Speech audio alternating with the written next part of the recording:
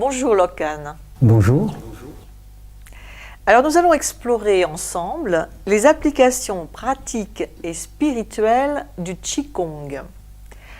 Alors quand on évoque Qigong, on visualise des hommes, des femmes dans des jardins publics qui se livrent à des exercices particuliers. Alors ça m'amène à vous demander, le Qigong, est-ce que c'est une gymnastique ou est-ce que c'est plutôt un art martial ? Écoutez, si vous me le permettez, je vais déjà définir le mot Qigong. Le Qigong est composé de deux mots, le mot Gong qui veut dire travail, labeur, travail répétitif, entraînement, perfectionnement, donc maîtrise. Et le mot Qi est traduit par les anglo-saxons par énergie. Donc travail, maîtrise de l'énergie. Mais j'aimerais, moi, rajouter un petit peu plus la signification du mot Qi par les sinologues qui veut dire souffle. Alors bien sûr, par souffle, on aurait pu penser simplement c'est le travail sur la respiration, même si la respiration fait partie du Qigong, un travail sur le Qigong. C'est le souffle, c'est aussi tout ce qui fait bouger, tout ce qui élève, qui fait briller, tout ce qui fait grandir, tout ce qui remue, en fin de compte, remuer les choses. Donc, maîtrise du souffle, maîtrise des souffles. Alors, pour revenir à votre image, qui est effectivement bien connue, vous avez tout à fait raison, effectivement, on a l'impression que beaucoup de personnes, de Chinois, de Chinoises, font de la gymnastique. Ça semblerait être de la gymnastique. Alors, on peut le considérer comme une gymnastique, puisque dans ces mouvements, ça travaille les muscles, les articulations. Mais ce qui distingue le Qigong d'une simple gymnastique, c'est qu'il y a une contribution du mental qui va avec. C'est-à-dire que le pratiquant va, en même temps qu'il fait l'exercice, il va essayer d'avoir en même temps que le mouvement un esprit de sérénité, de calme, de quiétude. Concernant l'art martial, le Qigong, moi j'aimais bien dire avant Qigong soft, Qigong doux et Qigong dur, c'est que le Qigong dur, c'est la technique, l'ensemble des techniques qui permet à contribuer à des performances martiales. C'est-à-dire que quel que soit l'art martial, pour parvenir à la performance, eh bien on est obligé d'utiliser les techniques du Qigong que sont la concentration, la précision, la rapidité, la puissance, la mobilisation du Qi pour parvenir à cette performance martiale. Alors, toutes ces pratiques, est-ce qu'on connaît leur origine d'une part, et est-ce qu'elles sont codifiées ? Alors, certains auteurs disent que le Qigong est apparu en Chine il y a 2000 ans, d'autres 4000. Peu importe, c'est dans la nuit des temps. L'origine, on pourrait dire que ça peut peut-être provenir d'un geste fortuit. Quelqu'un qui tombe, il se frotte le genou, il s'aperçoit que c'est plus confortable, ça fait moins mal, ou respirer plus fort ou plus calmement permet de calmer, ou courir pour se réchauffer. Donc ce sont peut-être des gestes qui se sont progressivement intégrés dans la vie et ou que certains ont peut-être codifiés pour en faire des techniques. Voilà. Alors, on dit qu'une pratique régulière du Qigong participerait à la prévention des maladies, au maintien de la santé. Comment est-ce qu'on peut expliquer ces effets, s'ils existent ? Et on aimerait connaître les principes qui sous-tendent ces effets. Alors, le Qigong permet justement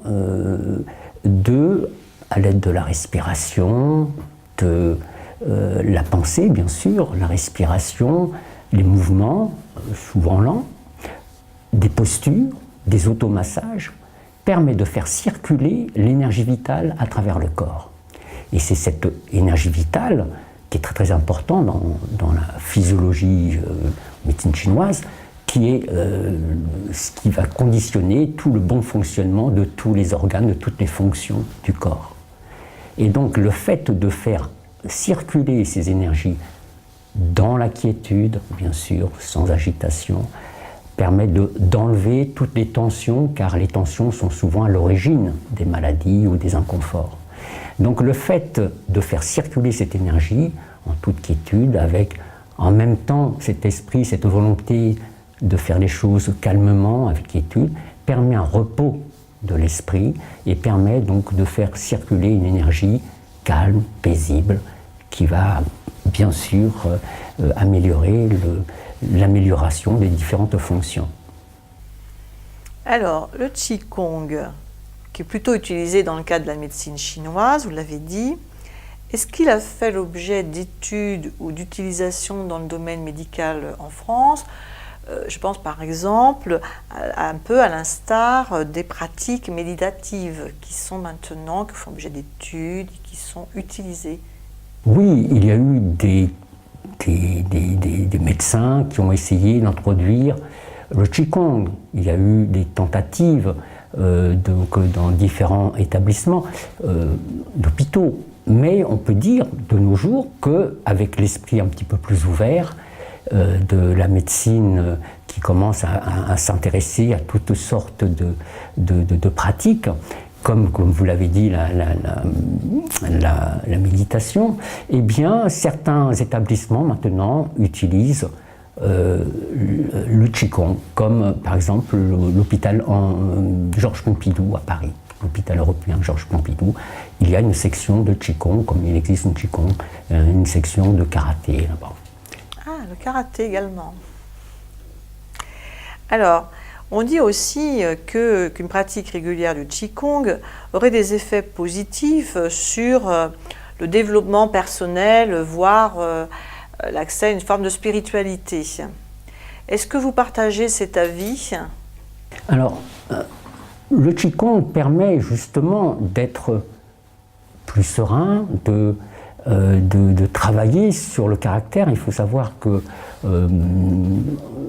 par exemple, l'école taoïste ou l'école bouddhiste travaillait sur le caractère. C'est-à-dire que c'était une forme du Qigong du caractère, c'est-à-dire que le pratiquant essayait d'élever, de sublimer les autres, ou de travailler la vertu. On dit entraîner la vertu avant tout, ou entraîner le corps, travailler le cœur avant tout, entraîner le cœur avant tout. Alors justement, le Qigong, me disiez-vous lors de la préparation de cet entretien, contient un aspect méditatif en lien avec le sourire et la qualité de l'énergie qui nous traverse. Est-ce que vous pouvez, pour ceux qui vont regarder cet entretien, nous le préciser?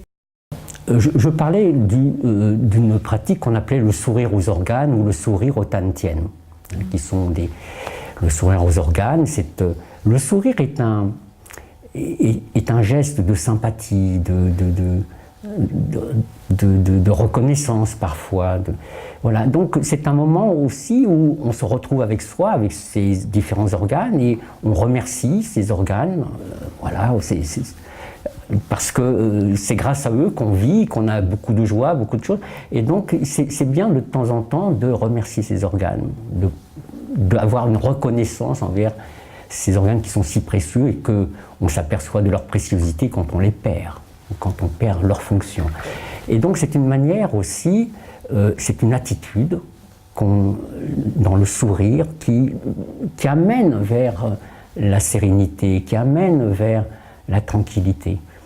Et donc le fait de sourire, et sourire aux différents tantiennes. Les tantiennes, ça s'appelle le champ de synapses, ce sont des langages alchimiques où il y a une espèce de travail, de transmutation des matériaux pour élever, pour augmenter la valeur de la matière que l'on veut transformer. Vous décrivez vraiment une véritable philosophie de l'être. Oui, les Chinois se sont aperçus que la sérénité, le calme, l'harmonie, les Chinois ont toujours été très ont souvent mis l'accent sur le rapport entre l'homme et la nature. Et le fait de vouloir la connaître, l'imiter, de faire toutes les analogies possibles. Il faut savoir que la pensée chinoise est une pensée analogique. Donc tout ce qui a donné la richesse de la culture chinoise a été très très souvent simplement l'expression du reflet de la nature. Ils ont tout simplement essayé de refaire ou de reproduire, et ce qui disaient autrefois les sages, ce qui est dans le ciel, ce qu'on appelle le macrocosme, l'univers, on le retrouve en l'homme dans le microcosme. Et toujours cette relation entre ciel et homme, entre l'univers et l'homme, permet d'une part à l'homme de prendre conscience qu'il est une cellule qui fait corps avec l'univers, et d'un autre côté, ça lui permet donc en essayant de ressembler et en essayant d'appliquer les règles de l'univers, eh bien, il sait, puisque l'univers a un fonctionnement, on pourrait dire presque parfait, eh bien, l'homme peut arriver aussi à parfaire sa santé, à parfaire son harmonisation entre justement son corps et son esprit, et lui-même par rapport à l'univers. Alors, quand je vous écoute, je comprends sans doute mieux pourquoi on pratique le Qigong dans la nature. Et ce qui me semble frappant, c'est cette idée d'harmonie, harmonie à l'intérieur de soi et harmonie avec l'univers et tout ce qui nous entoure. Et là, ça me fait penser à la note juste et à de la musique. Travailler le Qigong dans la nature, c'est l'idéal, car c'est là qu'on entre plus facilement en communion avec la nature. Mais imaginez que vous êtes dans une salle, vous n'avez pas possibilité à la nature, vous êtes dans un hôpital, dans un lit d'hôpital, vous ne pouvez pas sortir. Vous pouvez quand même faire du Qigong, même dans votre lit. Comment cela? Eh bien, tout simplement parce que vous allez utiliser une des techniques, qui est la technique méditative. Et cette technique méditative, vous allez entrer dans ce qu'on appelle de contemplation du corps. Vous allez rassembler votre esprit, c'est-à-dire rassembler votre esprit, vous allez prendre comme objet de méditation la nature. C'est-à-dire, on va prendre un exemple, si vous avez chaud, eh bien vous allez peut-être plutôt imaginer, visualiser une fontaine rafraîchissante ou un glaçon qui va vous descendre dans le dos, vous voyez, ou une pluie rafraîchissante. Si vous avez froid, vous allez méditer, vous allez contempler un feu. Vous voyez, ça, ce sont des objets de contemplation, des objets de méditation qui vous permettent donc de retrouver une sensation, un état qui va vous permettre de rechercher le bien-être ou le mieux-être. Alors c'est très intéressant ce que vous nous décrivez, puisque les neurosciences aujourd'hui et les expériences qui sont faites notamment sur le cerveau montrent que les effets sont les mêmes, que l'expérience soit vécue réellement ou qu'elle soit imaginée, visualisée, bien sûr avec intensité, tous les sens y participant. Cela confirme finalement la démarche ancienne, empirique. Vous avez tout à fait raison. On va prendre un exemple. Vous rentrez dans un endroit, dans une porcherie où ça sent très très mauvais. Vous allez avoir à un moment donné le cœur qui va se soulever, vous n'allez pas vous sentir bien. Ça, ce sont des réactions de vos neurones, tout ça, qui vont entraîner un état bien particulier. Cet état particulier va être enregistré. Et au bout de, admettons, 2 ans après, 3 ans après, vous vous rappelez, oui, au cours d'une excursion, vous avez visité cette porcherie et vous revoyez, en entrant dans cette porcherie, sentir cette odeur nauséabonde, tout ça. Et là, qu'est-ce qui va se passer? Vous allez avoir envie, peut-être à moindre intensité, mais vous allez avoir envie vous n'êtes pas bien. Donc vous avez reproduit un sentiment ou un mal-être. Eh bien, l'inverse est vrai. Ça veut dire que vous pouvez aussi reproduire des moments heureux. Et j'aime bien, dans mes pratiques, faire ce qu'on appelle la méditation du bonheur. Pourquoi la méditation du bonheur? Parce que quand vous êtes heureux, tout circule. les énergies circulent, vous vous sentez bien. Quand quelqu'un est heureux, on a l'impression que voilà, tout se passe bien dans le corps, tout se passe bien dans la tête, il se passe quelque chose. Eh bien, on peut, par la visualisation, par la méditation, vivre un moment de bonheur. C'est très facile, on a tous vécu un moment heureux. Et même si on n'a pas vécu, malheureusement, des moments heureux, on peut se le projeter. On peut visualiser ce qui est pour nous le bonheur. Le bonheur peut être différent pour chacun. Et c'est nos propres sens, les propres valeurs du bonheur que l'on va recréer. Et ça va amener un état de bien-être dans notre corps. Et ça, on peut le faire tous les jours. Ça ne coûte pas cher. On peut vraiment, pour soi, pour son propre bonheur bien personnel, tel que nous l'envisageons, chacun pour soi, eh bien, se créer un petit moment de bien-être et en même temps, et ça c'est très important, relancer la physiologie du corps. Parce que on va revivre un moment heureux, on va créer un moment idéal pour la circulation de toutes les énergies, que ce soit du sang, de la lymphe, mais en même temps de l'énergie vitale, qui, elle, est responsable de toute cette bonne circulation du sang, de la lymphe et du souffle respiratoire. Alors, tout cela est bien attractif. Et est-ce que vous diriez que le Qigong est facile à pratiquer et quelle est la durée moyenne de son apprentissage? Alors, facile, tout dépend de son attitude. Si on est... vous avez des gens qui sont très speed, très hyperactifs, qui bougent beaucoup. Ils sentent qu'ils ont besoin de faire du Qigong. Donc s'ils sont ouverts, ça va être facile. Après, ce n'est qu'une question d'habitude. La facilité, ce n'est que des gestes répétitifs. Quand on a pris une habitude, c'est facile. Mais au début, avant de prendre une habitude, c'est très difficile. Ou de changer une habitude, c'est très difficile. Donc quelqu'un qui est très speed, mais qui ne veut pas changer, il dit « Ah, ça m'énerve, c'est trop lent, ça m'énerve. » Bon, c'est pas la peine. Là, cette personne, ça va être très difficile pour elle. Mais quelqu'un qui est tenté, qui veut découvrir ou qui aspire à la tranquillité, à la facilité, ça va être facile. Pourquoi? Parce qu'il va essayer de le faire tranquillement. On ne lui met pas la pression, il n'y a pas de pression. On a tout le temps, toute la vie pour le faire. Toute la vie pour le faire. Donc, c'est facile tant qu'on ne se met pas la pression. Il suffit de prendre des bonnes habitudes et au fur et à mesure, eh bien, le Qigong devient non seulement une habitude, mais un art de vivre.